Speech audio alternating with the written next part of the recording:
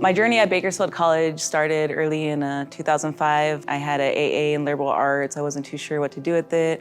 I went off for my four-year degree in English at CSUB.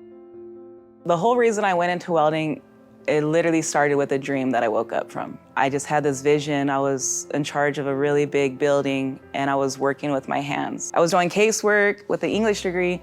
What was I doing in a welding field, you know? How crazy would it be if I believed in this idea? I knew in my heart and soul that this is what I was meant to do. From the start of the beginning of the welding process, I was mind blown. They're giving me, a student, this opportunity to immediately be submerged into all the trade skills that I was gonna need to be a really good worker. It was the funnest form of curriculum that I've ever been a part of in the decade-long education path that I've been on. I became the first woman to graduate the welding program here at the AS. And I just knew that I had to keep connections with Bakersfield College. I'm currently the first female welding professor at Bakersfield College.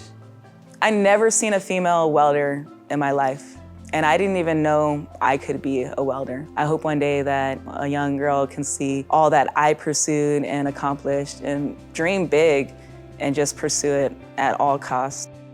I always tried to share with my students the little tips and tricks that worked with me, in addition to letting them know that I'm going to share with you all the knowledge that I learned over a decade the hard way. You might have had a bad day yesterday or today, but guess what? Shake it off. You're coming into the lab, we're gonna weld.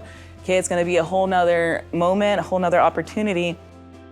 For anybody uncertain about their career journey, I highly suggest Bakersfield College. It's going to give you a really good introduction on, wow, can I even see myself doing this? Did it spark an outlet in my neurons? Do I feel even the ease of learning it? Bakersfield College is what got me where I am today. And without Bakersfield College, I would not be the strong educator I am. I wouldn't have all those opportunities under my belt to help me grow, and I wouldn't be doing this interview today.